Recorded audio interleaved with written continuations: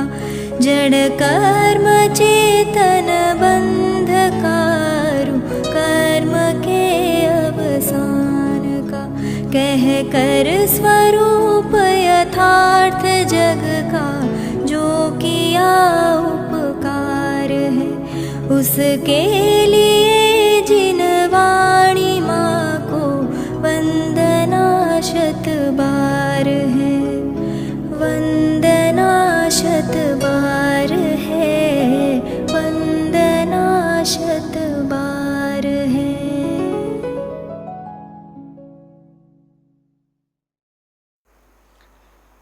ओम नमः सदेभ्यः ओम नमः सदेभ्यः ओम नमः सदेभ्यः।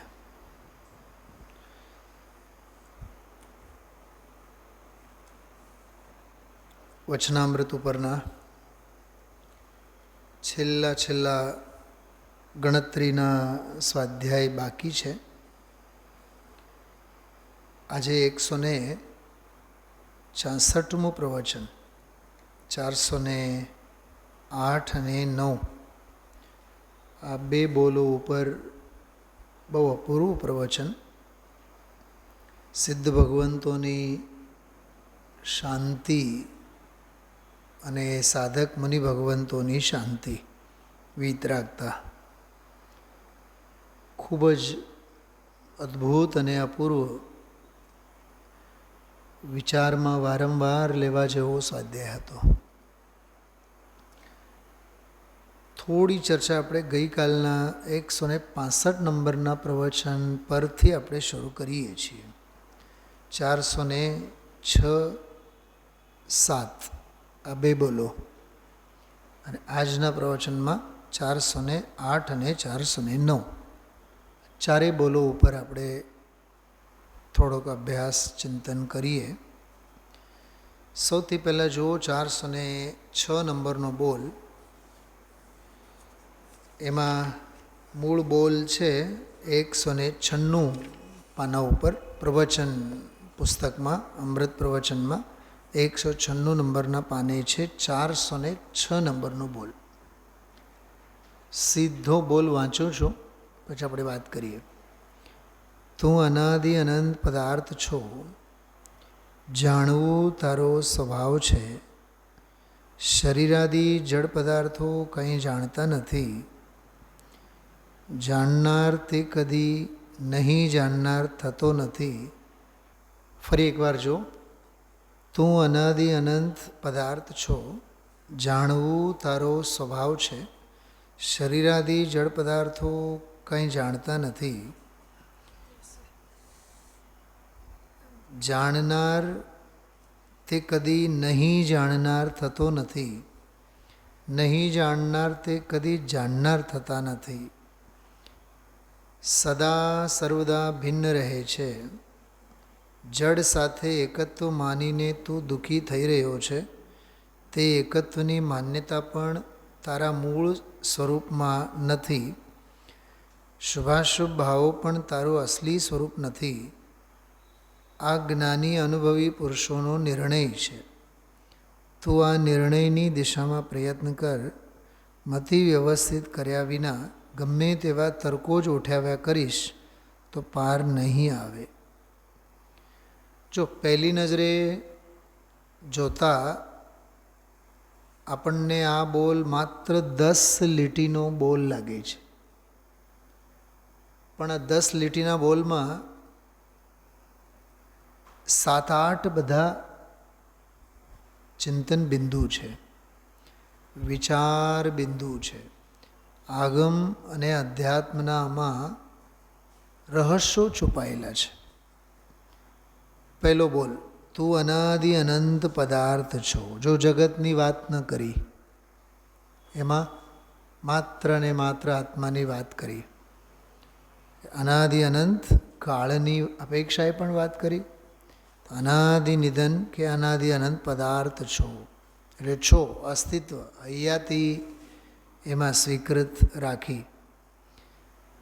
હવે વસ્તુ છે તો વસ્તુ ધર્મ કેવો? શબ્દો બહુ ધ્યાનથી સાંભળજો બધાએ. વસ્તુ છે એ અસ્તિત્વ સિદ્ધ થયું. હવે એનું વસ્તુત્વ શું છે? 6 સામાન્ય ગુણો છે ને, એમાં સૌથી પહેલો છે અસ્તિત્વ, બીજો આવે વસ્તુત્વ. એક એક શબ્દો બહુ ધ્યાનથી સાંભળજો, તો જ એની મહિમા અને એની કિંમત લાગશે. બાકી આ પ્રવચન અને ક્લાસ રૂપે નહીં સાંભળતા. દામજીભાઈ, તો અનાદિ અનંત પદાર્થ છો, તો હોવાપણું શુદ્ધ કર્યું. હોવાપણું એટલે અસ્તિત્વ સિદ્ધ કર્યું. હવે અસ્તિત્વ છે, હોવાપણું છે, તો અર્થ ક્રિયા કારિત્વ વસ્તુત્વ પણ છે. વસ્તુ છે તો વસ્તુત્વ પણ છે. અસ્તિત્વ ગુણ એટલે હોવાપણું. હોવાપણું તો છે, પણ દરેક વસ્તુ કે પદાર્થનું અર્થ ક્રિયાકારિત્વપણું એટલે અસાધારણ લક્ષણપણું પણ કંઈક ને કંઈક હોય. તો આમાં કહે છે કે જાણવું તારો સ્વભાવ છે, એ વસ્તુત્વ થયું. જાણવું એ તારો સ્વભાવ છે, એ વસ્તુત્વ.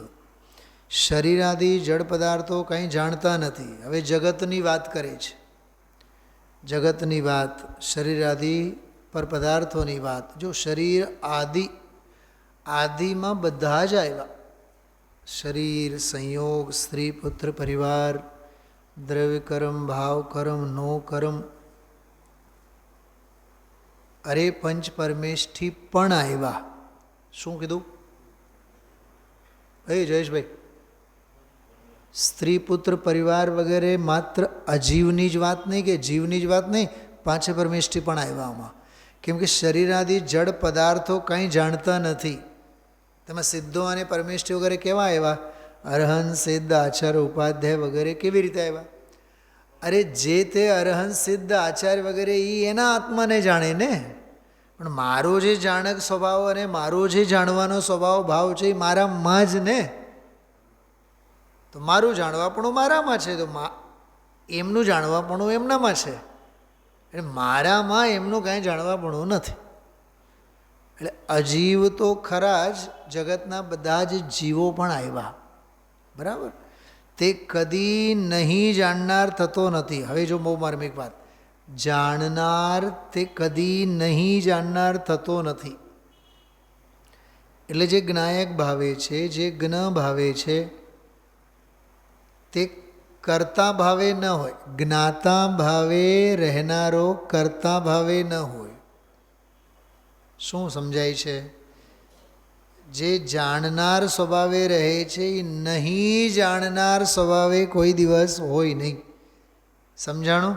એને બીજી ભાષામાં કહીએ, જે જીવ ભાવે છે એ જડ ભાવે કોઈ દી ન હોય. ત્રીજી એક વાત, જે જાણનાર છે એટલે સ્વજીવ ભાવે છે, એ નહીં જાણનાર એટલે અજીવ ભાવે ન હોય. જે આ જીવ ભાવે છે તે અજીવ ભાવે ન હોય. એમ સ્વ અને પરની મર્યાદા.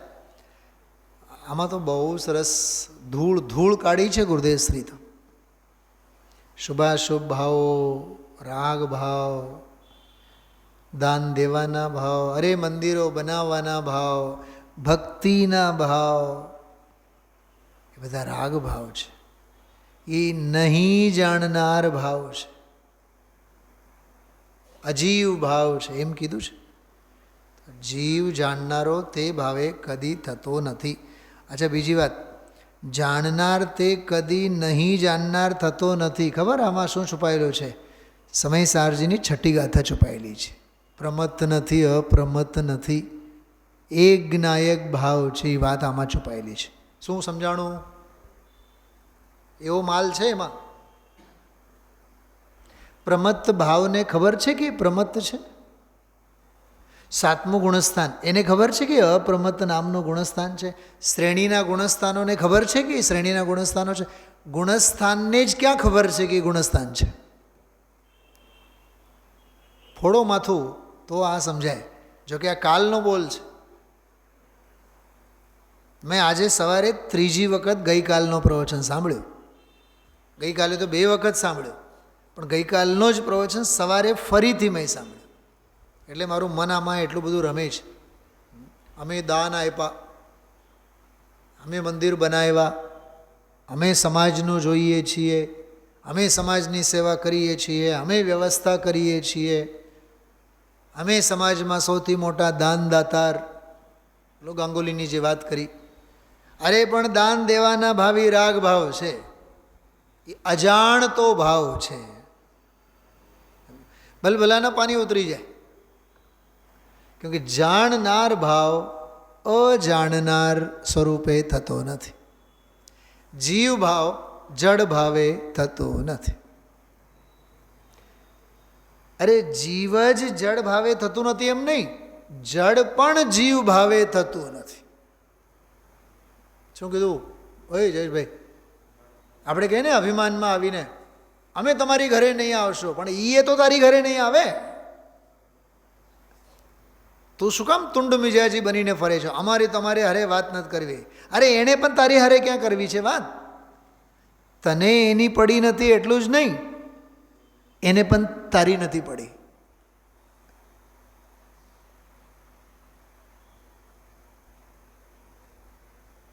અમેરિકાને એમ લાગે કે ઈરાન ઝૂકશે, ઈરાનવાળા એમ કહે છે કે અમેરિકા ઝૂકશે. સમજાય છે વાત? ખ્યાલમાં આવે છે? જીવ જડ નથી થતો, પણ જડ તો તારા કરતા ખાસ બ્રહ્મચારી છે. એ તો આજીવન બ્રહ્મચારી છે. કોણ? જડ. તું માને તો છે મારું મારું મારો, એ તો માનતોય નથી. એ તો અનાદિ નિધન બ્રહ્મચારી છે. તું સમજ્યા બાદ બ્રહ્મચારી થા. છે ને ગજબની વાત? ધમજીભાઈ નીકળે છે માલામાંથી. જાણનારો એટલે જાણક ભાવ, જ્ઞાયક ભાવ, જ્ઞાતા દ્રષ્ટા સ્વભાવ, એ નહીં જાણનાર કદી થતો નથી, એટલે અજીવ ભાવે થતો નથી. કાલે મેં દાખલો આપ્યો હતો, જળ ગરમ હોય ત્યારે પણ એ અગ્નિ રૂપે નથી.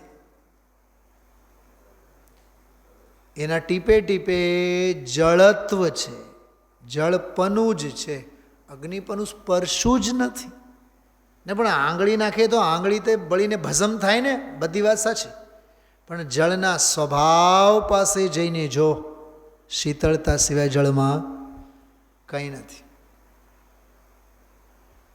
યોગેશભાઈ, આ બહુ ઊંચામાં ઊંચી વાત છે, પરાકાષ્ઠાની વાત, શિખરના ટોચની વાત છે. પણ હું તમને તળિયાની વાત કરું.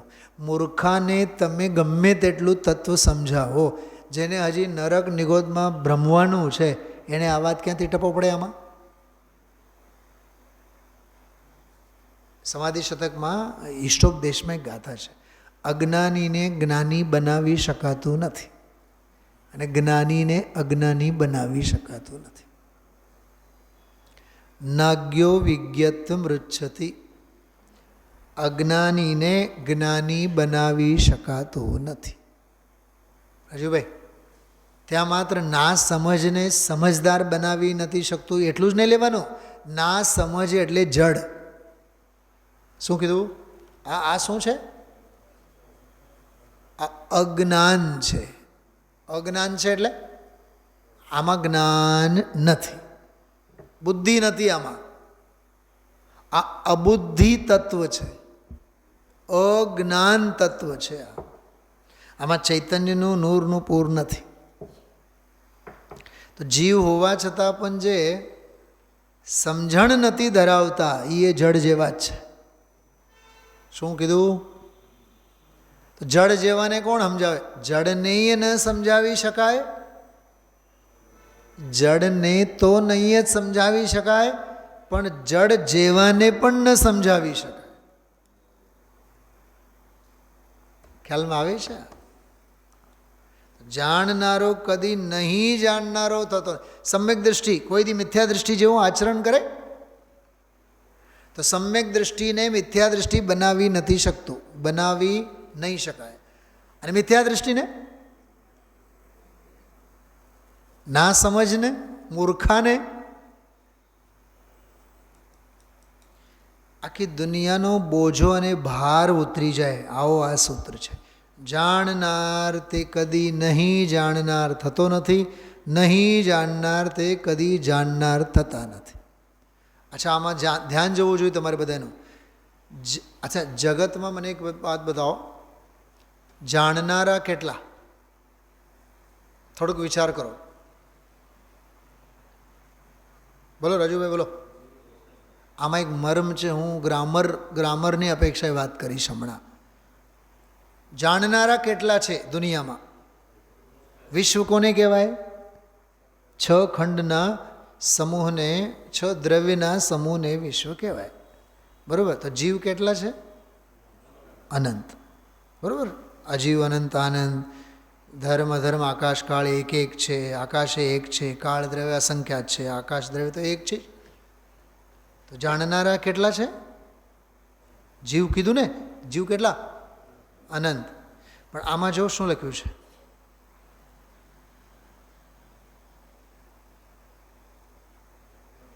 જાણનાર તે કદી, અચ્છા, જાણનાર એમ લખેલું છે ને? એવું લખેલું છે? જાણનારા એવું છે? તો જાણનાર એક વચન છે કે બહુ વચન છે? એક વચન. હજી જો આગળ, કદી નહીં જાણનાર એક વચન, થતો નથી, થતા નથી લખ્યું છે.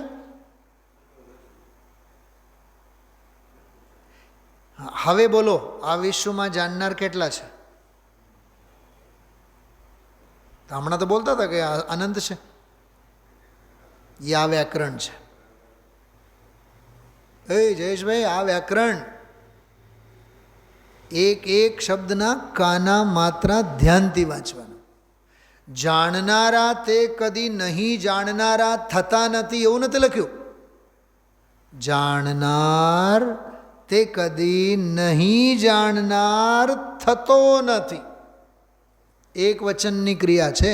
એટલે એક જાણક સ્વભાવ, જ્ઞાયક ભાવ, હું એક જ. તો વિશ્વમાં જ્ઞાયક કેટલા કે એક જ? આમાં સ્વની જ વાત છે, પર જીવની વાત જ નથી.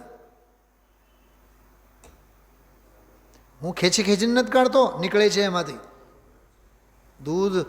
ગાયના આવમાં દૂધ તો છે જ, પણ દૂધ દોહતા આવડવું જોઈએ.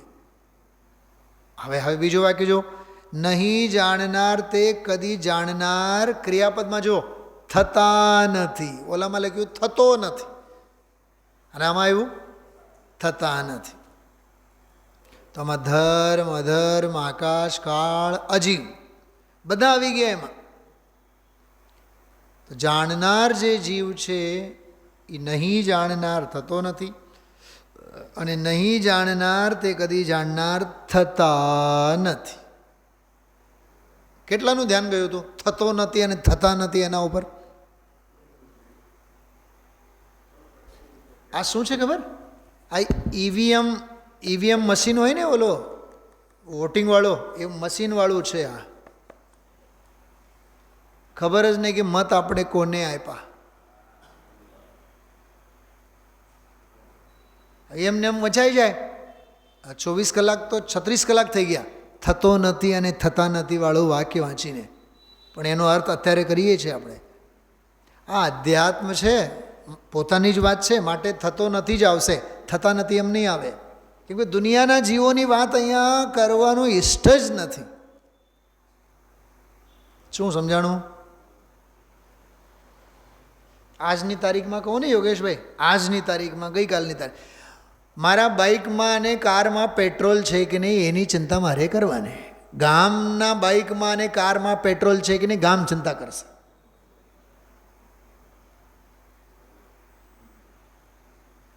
પાડોશી પાસે પણ વાહન હોય, મારી પાસે પણ હોય, પણ પેટ્રોલ છે કે નહીં કોના વાહનમાંની ચિંતા હોય? પોતાના જ, ગામની નહીં. એમ જાણનાર તે કદી નહીં જાણનાર થતો નથી, અને નહીં જાણનારા તે કદી જાણનાર થતા નથી. અજીવ કદી જીવ થતા નથી, અને જીવ આ હું કદી અજીવ થતો નથી.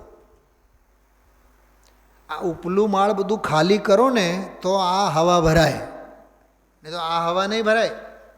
આ બેનશ્રીના વચનામૃત સમજવા માટે પણ થોડા બહુ ન્યાય વ્યાકરણનો અભ્યાસ હોવો જોઈએ. આગળ વધીએ. સદા સર્વદા ભિન્ન રહે છે, આ વસ્તુ ભિન્નતાની વાત. જડ સાથે હવે અધ્યાત્મની ભૂલ, પામરતાની વાત. જડ સાથે એકત્વ માનીને તું દુઃખી થઈ રહ્યો છે. તું જગત દુઃખી છે એની વાત નથી. સંસારમાં દુઃખ છે કે સંસાર દુઃખી છે, સંસારના અનંતા જીવો દુઃખી છે એની વાત નથી. પોતાના જ સિક્કા તપાસવાની વાત છે. જડ સાથે એકત્વ માનીને તું દુઃખી થઈ રહ્યો છે. તે એકત્વની માન્યતા પણ તારા મૂળ સ્વરૂપમાં નથી. મૂળ સ્વરૂપ નક્કર ભૂમિ જે છે ચૈતન્ય એમાં નથી. માનવામાં તો સ્વતંત્ર છે, માનવાથી કાંઈ થોડુંક થઈ જાય. શુભાશુભ ભાવો પણ તારું અસલી સ્વરૂપ નથી. બોલો, આમાં ગમે તેટલા વિષય ભોગોમાં રહે, પાંચ ઇન્દ્રિયમાં રહે, વિષયની લોલુપતામાં રહે, વિષય ભોગોમાં રહે, પ્રવૃત્તિમાં રહે, પણ એ અશુભ કે શુભ પ્રવૃત્તિ, પૂજા પાઠ, ધ્યાન, તપ, દાન, ધારણા, સમાધિ, વ્રત, સંયમ, જપ, તપ, ગમે તેટલા પ્રશસ્ત, ગમે તેટલા અપ્રશસ્ત, ગમે તે પરિણામોમાં રહે, પણ એ જીવના અસલી સ્વરૂપ નથી. અચ્છા, અસલી સ્વરૂપ નથી એમ કહીને એ સ્વરૂપ તો છે.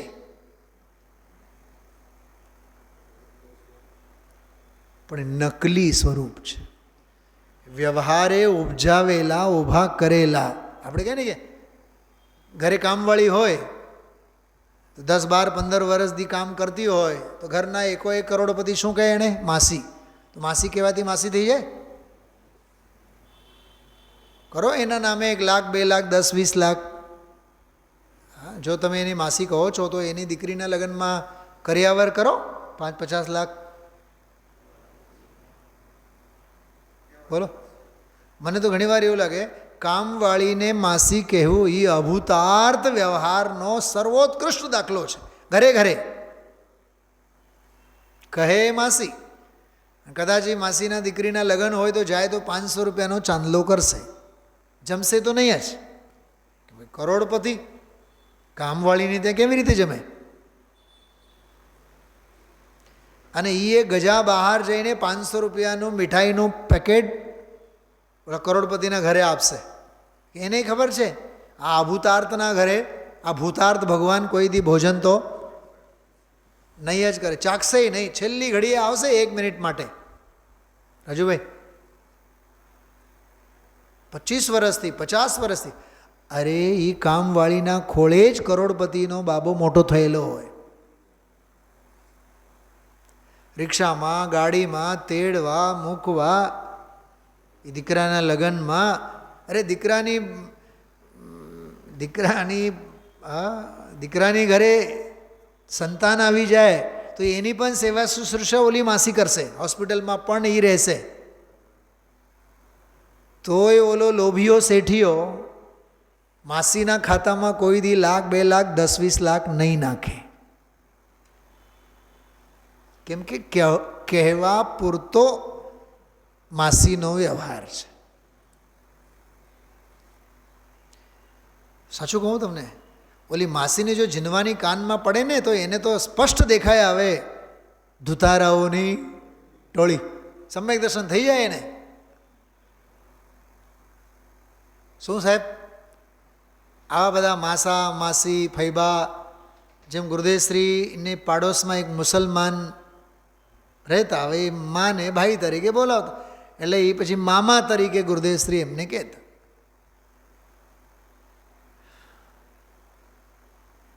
આત્મજ્ઞાનીને એટલું જ કરવું રે, ભજવું પર બ્રહ્મ બીજું કાંઈ નહીં કરવું રે. મૂળજી મામા, એનું નામ મૂળજી નામ હતું. તો મામા થઈ ગયા એ.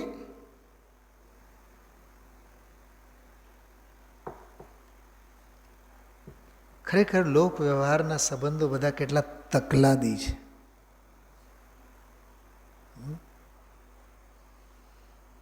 તકલાદી અને તકવાદી. શેરીમાં રહીએ ત્યાં સુધી પાડોશી, પછી તું કોણ અને હું કોણ. આપણે સંબંધો એવા જ છે ને, આમ સ્વાધ્યાય પૂરતો આપણે બધા. પછી અહીંથી બહાર નીકળ્યા બાદ તમે કોણ અને અમે કોણ. ઓલા પેપરમાં જે અમે જોવા જઈએ ને, તો અમારી ટીમમાં એક ટીચર છે, તમે દીકરીના મેરેજની સહેજ વાત કરી, વાતમાં પારિવારિક વાત થતી હોય, તમે તો સાહેબ અમને બોલાવ્યા જ નહીં. મેં કોને બોલાવવા નવરો છે?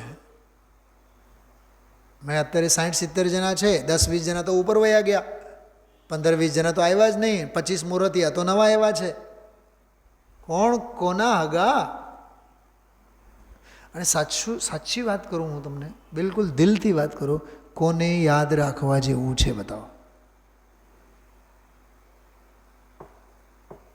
કોઈને યાદ રાખવા જેવું નથી. ભૂલી જવા જેવા બધા જ છે. કેમ કે બાકી બધા સંયોગ લક્ષણ ભાવ મુજતી બાહ્ય છે. આમાં લખ્યું છે અસલી સ્વરૂપ નથી. તો નકલીના મુખવટાઓને ક્યાં સુધી યાદ રાખવાનું? કેટલું યાદ રાખવાનું? સમજવા જેવું છે. શુભાશુભ ભાવો પણ આમાં શુભ અને અશુભ, વ્રત, સંયમ, તપ, પુણ્ય, પાપ બધા જ ભાવો લઈ લેવાના. પર તો નહીં, પણ શુભાશુભ ભાવો પણ અસલી સ્વરૂપ નથી. આ જ્ઞાની અનુભવી પુરુષોનો નિર્ણય છે. કાલે મેં એક શબ્દ વાપર્યો હતો, સ્વાનુભવ ગર્ભિત યુક્તિ છે. આ જ્ઞાનીઓની સ્વાનુભૂતિ છે. આ 39મી ગાથા સમયસાર 39, 40, 41, 42, 43, 44 આ 4-5 ગાથાઓમાં ખાસ કરીને 39મી ગાથામાં તર્ક આપ્યા અને 40મી ગાથામાં સ્વાનુભવ ગર્ભિત યુક્તિઓની વાત કરી છે. જ્ઞાનીઓનો આવો અનુભવ છે. બાળકો નથી કહેતા. સમજો કે નાની બહેન હોય, એ ભાઈને કહે કે હાલ તો બોલાવે છે ઘરે મમ્મી. કોણે કીધું તને? દાદીએ કીધું. આગમ પ્રમાણ. દાદાએ એક બોલાવ્યા છે, હાલો સર્વજ્ઞ પ્રમાણ. ઓલો તો ના તો પાડવાનો નથી. એમને મી બહેન બોલાવશે તો નહીં આવે. બહેનનું કોણ માને?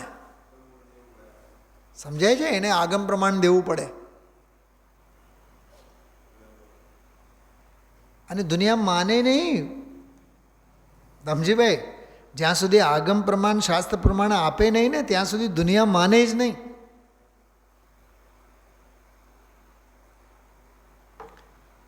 સમજણ છે ને, સમજણ વગર બધું નકામું છે. અને સમજણ હશે તો બધું સોનું છે. સમજણ હોવી જોઈએ, કોઠા સૂજ. બહુ સરસ છે. જ્ઞાની અનુભવી પુરુષોનો નિર્ણય છે. નિર્ણય એટલે અહીંયા સ્વાનુભવ. તું આ નિર્ણયની દિશામાં પ્રયત્ન કર. વાહ! પ્રયત્ન પણ કઈ દિશામાં રાજુભાઈ?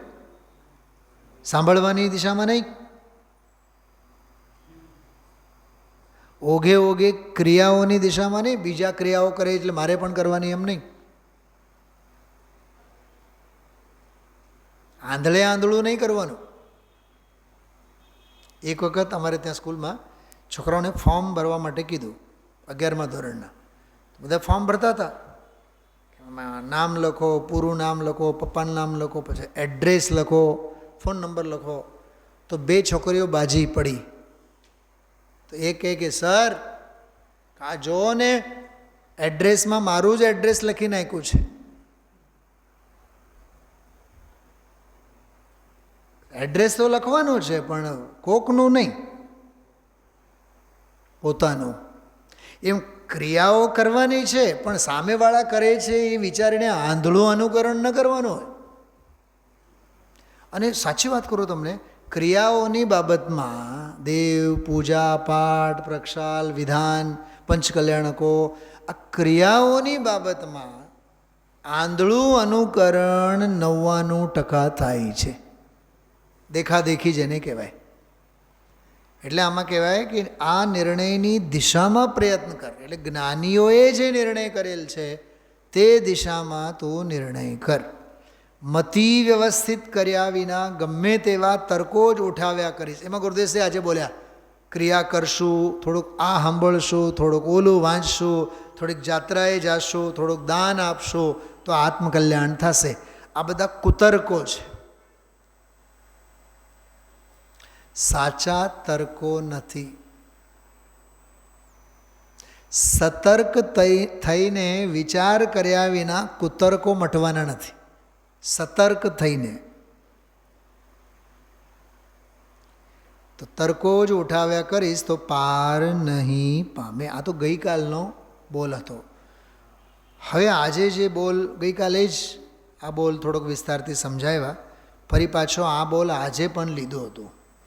407મો જે બોલ છે એ આખો પ્રવચન સારની 5 ગાથાઓનો વિષય છે. પ્રવચન સારની મંગલાચરણવાળી 5 ગાથાઓ. પહેલાં હું બોલ વાંચું છું. જુઓ, વચનામૃત પુસ્તકમાં જુઓ તમે, 407 નંબરનો બોલ. અહીં શ્રી પ્રવચન સાર શરૂ કરતા, જો પ્રવચન સાર નામે લીધું ને, એમાં કાઉન્સમાં લખ્યું છે, કુંદ કુંદ આચાર્ય ભગવાનને પંચ પરમેષ્ઠી પ્રત્યે કેવી ભક્તિ ઉલ્લસી છે. 5 પરમેષ્ઠી ભગવંતોને યાદ કરીને ભક્તિભાવપૂર્વક કેવા નમસ્કાર કર્યા છે. 3 કાળના તીર્થંકર ભગવંતોને સાથે સાથે મનુષ્ય ક્ષેત્રે વર્તતા વિદ્યમાન તીર્થંકર ભગવંતોને જુદા યાદ કરીને સૌને ભેગા તેમજ પ્રત્યેકને હું વંદન કરું છું. એમ કહીને અતિ ભક્તિબીના ચિત્તે આચાર્ય ભગવાન નમી પડ્યા છે. આવા ભક્તિના ભાવ મુનિને, સાધકને આવ્યા વિના રહેતા નથી. ચિત્તમાં ભગવાન પ્રત્યે ભક્તિભાવ ઉછળે ત્યારે મુનિ આદિ સાધકને ભગવાનનું નામ આવતા પણ, જો આ સાધકના જીવનમાં વ્યવહારની પરાકાષ્ઠા જુઓ તમે. હું તમને એક બહુ માર્મિક વાત કરું દામજીભાઈ, કે આ મુનિરાજના જીવનમાં ભગવાનનું નામ આવતા પણ રોમે રોમ ખડા થઈ જાય. હવે ઘડીક વિચારો, શું આપણા જીવનમાં ગ્રહસ્થોને 24 કલાક અસંયમમાં, ધંધા વ્યાપારમાં, પૈસાના પ્રેમમાં પડેલાને આ રોમે રોમ ખડા થઈ જાય છે? બરાબર, પર્યુષણ પર્વના દિવસો આવે, અષાઢિકાના દિવસો આવે, આરાધનાના દિવસો આવે, ભગવાનની હમણાં મહાવીર જયંતિ, હા થાય છે આપણને કેમ રોમ રોમ ઊભા થાય છે, આપણે ખડા થાય છે? જેટલી ખુશી અને જેટલા સપનાઓ આપણા જન્મદિવસ પ્રત્યે, બર્થડે પ્રત્યે થાય. ઘરના ઘરડા હોય 80 વર્ષના, એ 80 વર્ષની ઉજવણી કરવાના હોય, શું કહેવાય, મેરેજ એનિવર્સરી ડે. એમાંય પછી લાખોપતિ હશે તો પછી ઓલા ઠાકરમાં કે એમ્પિરિયરમાં જઈને પછી સરપ્રાઈઝ પાર્ટી આપશે. શું જયેશભાઈ, કેવું ગાંડપણું ઘૂસી ગયું છે લોકોમાં. મા બાપના પછી કાળી પટ્ટી બાંધશે અને હાલો હાલો પપ્પા, હાલો મમ્મા એમ કરીને પછી ગાડીમાં જઈને બેસાડશે. અને પછી ત્યાં પહેલેથી જ 5-50 મૂર્ખાઓ કેમ કહું છું, રાગના રસિયાઓને, મનુષ્ય વ્યવહારમાં રસ ધરાવનારાઓને બોલાવી લીધા હો પહેલેથી. લાઇટ બાઇટ બધું ઓફ કરે, પછી આ ગड्ढा મા બાપને પછી અંદરમાં એન્ટર કરાવશે અને પછી ફૂગો ફૂટશે, પછી હેપી મેરેજ એનિવર્સરી ડે, 2,000 રૂપિયાની થાળી. શું છે એ બધું? જેટલી હોશો ઓલા મા બાપના 70 અને 80 અને 90 વર્ષના એનિવર્સરી પાછળ પાણીની જેમ લાખો રૂપિયા ખર્ચ કરવામાં, કે ટબોડીઓ હજી દુનિયાદારીનું કાંઈ ખબર નહીં. 2 વર્ષ અને 3 વર્ષનો એનો ફર્સ્ટ બર્થડે હોય, સેકન્ડ બર્થડે હોય, મોટમોટા 5 સ્ટાર હોટલમાં ઉજવે. તું મુમુક્ષુ છે, તું જૈન છે, તને મહાવીર જયંતિની હોશો નથી? બતાવો મને સાચું છે કે નહીં? હા, કેટલી મહાવીર જયંતિ અને એની ઉત્સવ અને ઉજવણી એના અંગેની હોંશો કેટલી આપણને, અને આની કેટલી હોંશો બધી. બોલો રાજુભાઈ. હા, આમાં કહે છે કે રોમે રોમ ખડા થઈ જાય છે. આવા ભક્તિ આદિના શુભ ભાવ આવે ત્યારે પણ મુનિરાજને ધ્રુવ નાયક તત્વ જ મુખ્ય રહે છે. જો એક તરફ ભક્તિભાવ એવા છતાં પણ ધ્રુવની દ્રષ્ટિ તો એની છૂટતી જ નથી. અધ્યાત્મ અકબંધ અને આવન જાવન આગમનું, વ્યવહારનું, વિકલ્પનું, શુભનું. તેથી શુદ્ધાત્માશ્રિત ઉગ્ર સમાધિરૂપ પરિણમન વર્ત્યા જ કરે છે. તેથી શુદ્ધાત્માશ્રિત ઉગ્ર સમાધિરૂપ પરિણમન વર્ત્યા જ કરે છે. અને શુભ ભાવ તો ઉપર ઉપર તરે છે તથા સ્વભાવથી વિપરીતપણે વેદાય છે. પણ આળસ અને પ્રમાદ જેવો બીજો કોઈ શત્રુ નથી. શું ફેર પડવાનો? નથી લેવું. કાં રાજુભાઈ? અને માત્ર લેવાનું જ એટલું જ નહીં, સ્વાધ્યાય લઈએ છીએ એટલું નહીં, ગળાડૂબ થઈને 2 વાર 3 વાર એ વ્યાખ્યાન પણ સાંભળીએ છીએ. માત્ર બોલોને ભરોસે નહીં, ગુરુદેવશ્રીના એક એક શબ્દ, એક એક વાક્ય. ભર્તૃહરિનું કેટલું સરસ કીધું હતું, વૈરાગ્ય શતક. હું પૂરી સભાને પૂછું છું, સભા ગુરુદેવશ્રીને પ્રવચનમાં જે બેસે છે ને, પૂરી સભાને પૂછું છું, વૈરાગ્ય શતક એટલે શું છે? કવિ ભર્તૃહરિના 3 શતક પુસ્તકો છે. કાંઈ ખબર નથી, કોઈ વસ્તુની ખબર નથી દુનિયાને. નીતિ શતક, વૈરાગ્ય શતક, શૃંગાર શતક, 3 શતક છે એના. એટલે 100, 102, 104, 101 એવા 3 પુસ્તકો એમણે લખેલા છે. અમર ફળ મહારાજ પાસેથી લીધું, સાધુ પાસેથી, બાયડીને આપ્યું. હવે એ બાયડી તો આશુપાળના પ્રેમમાં હતી, આશુપાળ વેશાના પ્રેમમાં હતો. રાણી સાહેબાને આપેલો અમર ફળ કેમ કે એટલી બધી પ્રિય હતી રાજાને, એ હું મરી જાઉં ચાલશે પણ મારી બાયડી તો અમર રહેવી જોઈએ. તો અમર ફળ. હવે ઓલા મૂર્ખ સાધુએ પણ એને આ ફળ તું બાયડીને ખવડાવ, એ કોઈ દી મરે નહીં. થાય એવું કોઈ દી? હવે એ રાણી સાહેબાએ આપ્યો ઓલા અશ્વપાલને, જે ઘોડે સવારી ઘોડશાલામાં કામ કરનારા પ્રેમમાં હતી.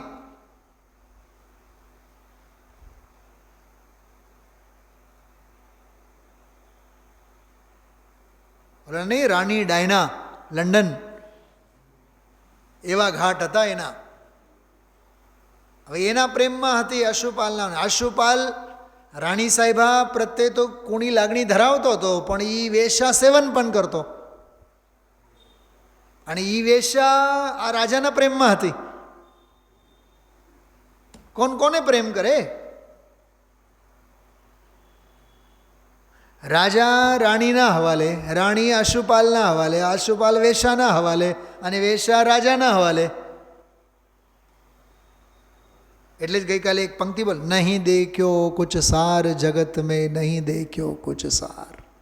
પણ છતાં ગુરુદેવશ્રી ખબર એમાં શું કીધું? એ વૈરાગ્ય, એ પણ બધું સ્મશાન વૈરાગ્ય છે. એ વૈરાગ્ય જ નથી. શું કીધું? એ દુનિયાનો વૈરાગ્ય છે. એ તો ઓલી રાણીએ એને વિશ્વાસઘાત કર્યો એટલે એને પછી આવી બોલો, પછી ભોજન માટે આવે છે સાધુ બાવો બનીને. પછી કે રાજા તમે 2 ઘડી ખમજો, ખીર બનાવું તમારે હાટો. એ નથી અમારે ખીર ખાવી તમારી હાથે. સાહેબ આવું છે આ સંસાર. ઘડીએ ઘડીએ નહીં, શ્વાસે શ્વાસે વૈરાગ્ય થાય. યોગેશભાઈ, ક્યાંય રાખ્યું નથી, કોઈ માલ નથી દુનિયામાં. એટલે પરમ ઉદાસ જગતથી રહેવા જેવું છે, જગતથી મરવા જેવું છે આ. તો મુનિરાજને ધ્રુવ નાયક તત્વ જ મુખ્ય રહે છે. તેથી શુદ્ધાત્માશ્રિત ઉગ્ર સમાધિરૂપ પરિણમન વર્ત્યા જ કરે છે. આ સમાધિ ભક્તિ છે એમની, મુનિરાજોની. અને શુભ ભાવ તો ઉપર ઉપર તરે છે તથા સ્વભાવથી વિપરીતપણે વેદાય છે. વેદાય છે વિપરીતપણે. આ મારી અશુદ્ધિ છે, આશ્રવનો દ્વાર છે, આ બંધનું કારણ છે, બરાબર જાણે છે. આ 407 આના ઉપર આજે ગુરુદેવશ્રીનું પ્રવચન અડધી પાઉન કલાક સુધી થયો. હવે 408 બહુ સરસ બોલ આજે ચલાવ્યો ગુરુદેવશ્રી. અહો સિદ્ધ ભગવાનની અનંત શાંતિ. શાંતિ એટલે વિતરાગતા. અહો તેમનો અપરિમિત આનંદ સાધકના સહેજ નિવૃત્ત પરિણામમાં. વાહ, કેવા પરિણામ છે? સહજ નિવૃત્ત, માત્ર નિવૃત્ત નહીં, સહજ નિવૃત્ત પરિણામમાં પણ અપૂર્વ શીતળતા લાગે છે. તો જે સર્વ વિભાવ પરિણામથી સર્વતા નિવૃત્ત થયા છે એવા સિદ્ધ ભગવાનને પ્રગટેલી શાંતિની તો કોની શાંતિની, કોની શાંતિ સાથે સરખામણી કરે છે? જો હા, અહોભાવ વ્યક્ત કરે છે મુનિરાજની શાંતિની અને સરખામણી કરે છે સિદ્ધોની શાંતિ સાથે. આજે અહીંયા એક કશાય ચોકડી છે છતાં શાંતિ કેટલી? તો જેના જીવનમાં કોઈ વિભાવ જ નથી એમની શાંતિનું શું કહેવું? અડધી કલાક સાંભળવા જેવું છે આજનું પ્રવચન. સાચું કહું, જે જીવો ગુરુદેવશ્રીના પ્રવચન ચૂકે છે કરોડો કરોડો કરોડો ચક્રવર્તીઓનો વૈભવ ચૂકે છે, ગમે તે નિમિત્તે હોય. અને હું તો હજી એક ડગલા આગળ કરું, જે આ સાંભળતા નથી અને ચૂકે છે એ ભાવને ઓલરેડી હારી ગયેલા છે. એ ભલે ને ચક્રવર્તી હોય એની ઘરે. આ છોડવા જેવું નથી રાજુભાઈ. અહીંયા ન આવી શકતો, ઘરે સાંભળતા રહો, કલાક દુકાને મોડેથી જાઓ, ચાલશે. આ સાંભળશો, પરિણામોમાં ખૂબ શીતળતા આવશે, ખૂબ વિશુદ્ધિતા હશે, ઉલટાનો પુણ્યનો ઓર બંધ થશે. અને ન ઈચ્છતા હોય તો એ દુકાનમાં 4 મશીનોની જગ્યાએ 8 મશીનો આવી જશે. સાચું કહું છું તમને. મૂકો, ક્યાં આગું છે મંદિર, ક્યાં આગું છે દુકાન? હા, ઓટલોય અને રોટલોય બેવ નજીક છે. ઠીક છે, ઘરે વડીલો હોય, કાંઈ વાંધો, વડીલોની સેવા કરતાં કરતાં સાંભળો. મોબાઈલ ચાલુ કરીને રાખો એની પાસે. હા, એને દૂધ, એને ખવડાવવાનું, એને પીવડાવવાનું, એને દવા દેવાનું, હાથ પગ દબાવવાનું, જે કાંઈ પણ, એને સાથે બેસવાનું. ત્યારે મોબાઈલ ચાલુ કરીને મૂકો અને એને કહો, બા અત્યારે વાત નહીં કરો, તમે સાંભળો. ખરેખર ચૂકવા જેવું નથી. ફરીથી બોલું છું, જે જીવો આ સ્વાધ્યાય છોડે છે, છૂટે છે, કરોડો ચક્રવર્તીઓનો વૈભવ છોડે છે, ચૂકી જાય છે. બહુ અદ્ભુત પ્રવચન, અદ્ભુત પ્રવચન. સાધકની શાંતિ આવી તો સિદ્ધોની શાંતિ કેવી? જ્યાં દેહ જ નથી, જ્યાં વિભાવ જ નથી, તેમને તો જાણે વાહ શાંતિનો સાગર ઉછળી રહ્યો હોય એવી અમાપ શાંતિ હોય. જાણે આનંદનો સમુદ્ર હિલોળા લઈ રહ્યો હોય એવો અપાર આનંદ હોય છે. તારા આત્મામાં પણ જો સિદ્ધોની વાત કરી, સાધુની વાત કરી, હવે કોની વાત કરે છે? હવે જો હળવેથી આત્માની વાત કરી કે તારા આત્મામાં પણ એવું સુખ ભરેલું છે, પણ વિભ્રમની ચાદર આડી આવી ગઈ છે, તેથી તને દેખાતો નથી. આ જીવ અજીવ અધિકારમાં છેલ્લો કળશ છે એની વાત છે.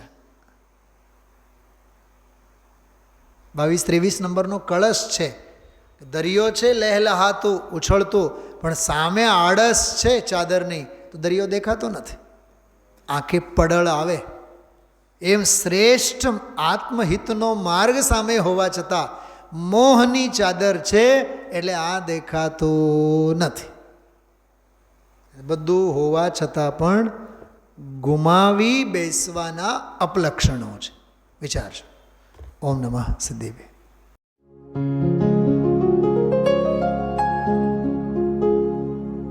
निज निधि निज में बताए यह अनंत उपकार है, उसके लिए जिन वाणी माँ को वंदना शत बार है.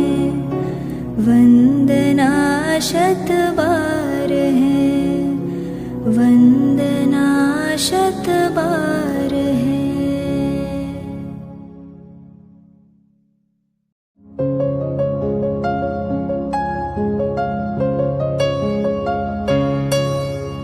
हे जिनवाणी भारती तो ही जपो दिन रैन, जो तेरी शरणा गहे सो पावे सुख चैन। जावाणी के ज्ञान ते सूझे लोकालोक, सोवाणी मस्तक नवो सदा देत हो ढोक, सदा देत हो